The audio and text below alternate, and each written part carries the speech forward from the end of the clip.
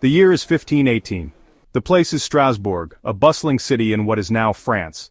Known for its vibrant markets and lively streets, Strasbourg is a hub of activity and culture.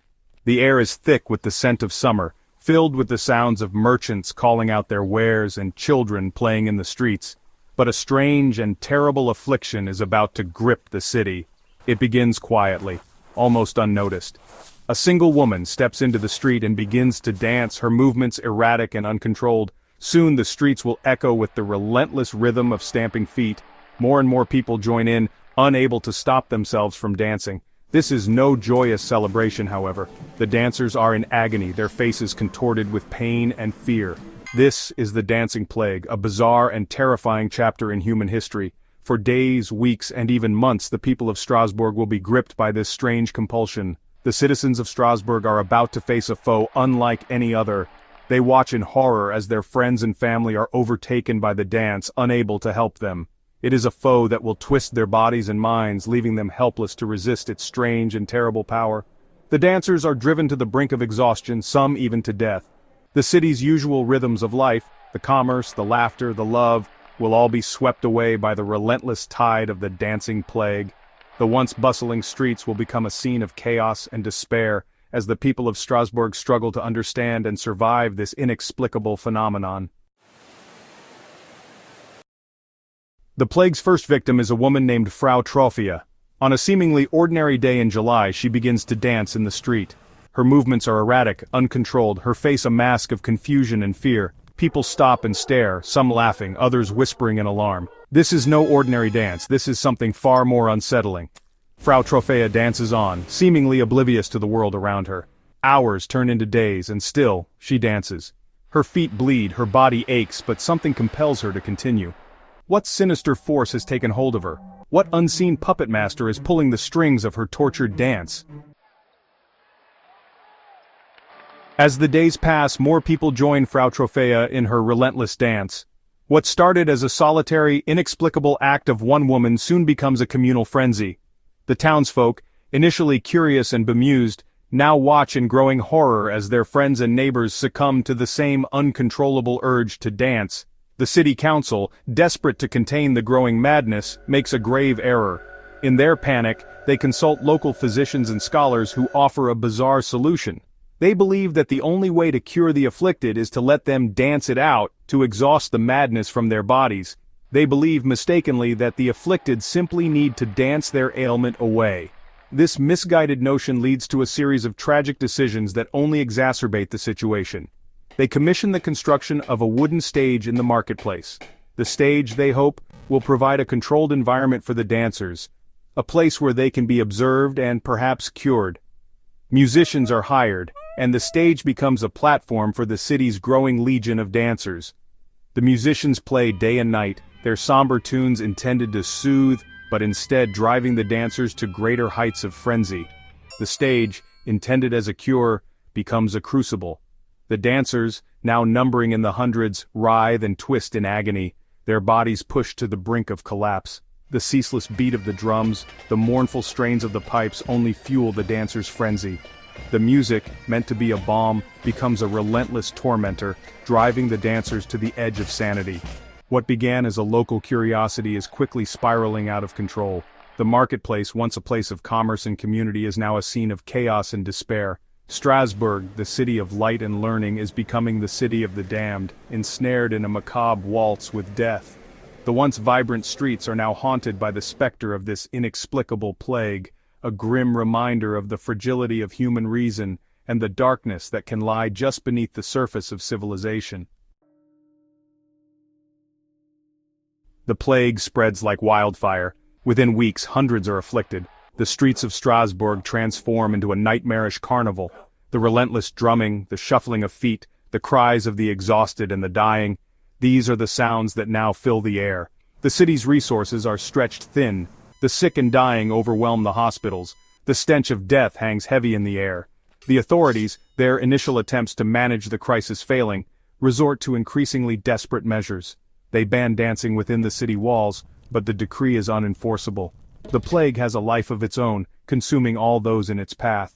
The once vibrant city of Strasbourg is now a place of fear, a living nightmare. Section 5. Unraveling the mystery theories and speculations. The dancing plague of 1518 remains one of history's most perplexing enigmas.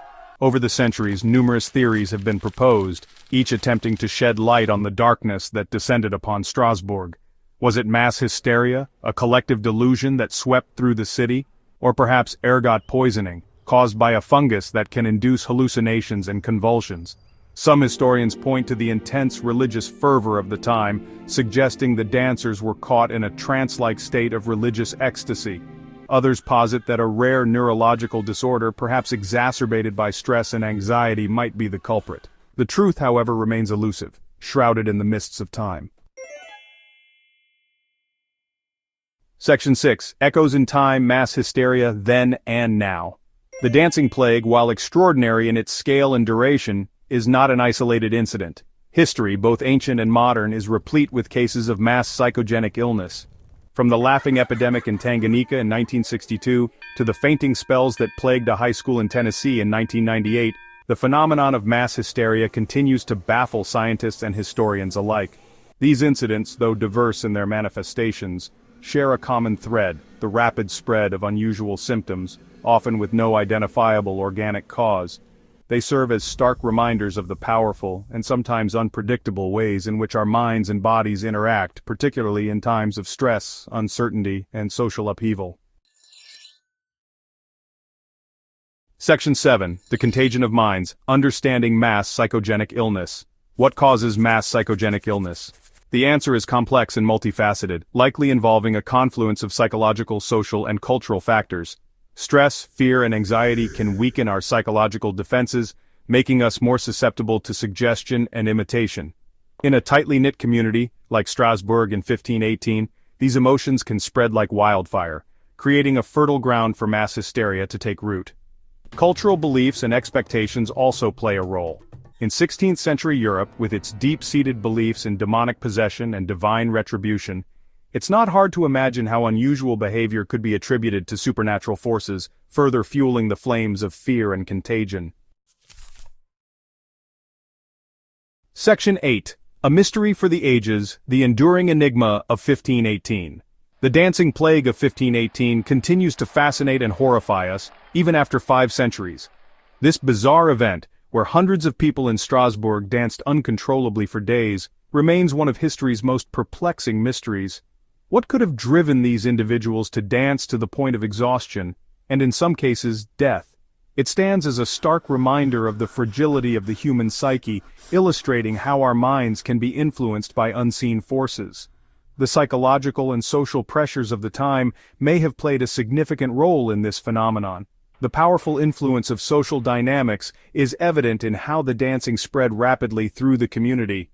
People were swept up in a wave of collective behavior, unable to resist the compulsion to join in, and the enduring mystery of the human mind continues to baffle scholars and researchers. What triggers such mass hysteria? How can we understand the complex interplay of psychological, social, and possibly even environmental factors? The plague's lessons, however, extend far beyond the realm of historical curiosity. They offer a window into the nature of human behavior and the conditions that can lead to such extraordinary events. They offer valuable insights into the nature of collective behavior, the power of belief, and the ways in which social and psychological factors can converge to create a perfect storm of mass psychogenic illness. Understanding and addressing these factors is crucial. By recognizing the signs of psychological contagion, we can better prepare for and mitigate the effects of similar events in the future. By studying the dancing plague and other instances of mass hysteria, we can gain a deeper understanding of the complex interplay between the individual and the collective. This knowledge is invaluable in a world where social media and instant communication can amplify psychological contagion. We can learn to recognize the warning signs of psychological contagion, such as sudden, unexplained changes in behavior within a group, and develop strategies to mitigate its effects. We can also foster resilience by promoting mental health awareness and encouraging supportive social environments. In a world grappling with unprecedented levels of stress, uncertainty, and social division, these lessons are more relevant than ever. By learning from the past, we can better navigate the challenges of the present and future. The dancing plague of 1518 may remain an enigma, but it offers a timeless reminder of the power of the human mind and the importance of understanding the social and psychological forces that shape our world. As we continue to explore this fascinating chapter of history, we uncover not just the mysteries of the past, but also the keys to understanding our present and future. Section 9. Conclusion. The Dancing Plague and the Human Condition. The Dancing Plague of 1518, though a distant event, holds up a mirror to our own humanity. It reminds us that we are not always in control of our minds and bodies, that we are susceptible to forces beyond our immediate understanding. It challenges us to confront the unknown, to grapple with the complexities of human behavior, and to seek answers in the face of seemingly inexplicable phenomena.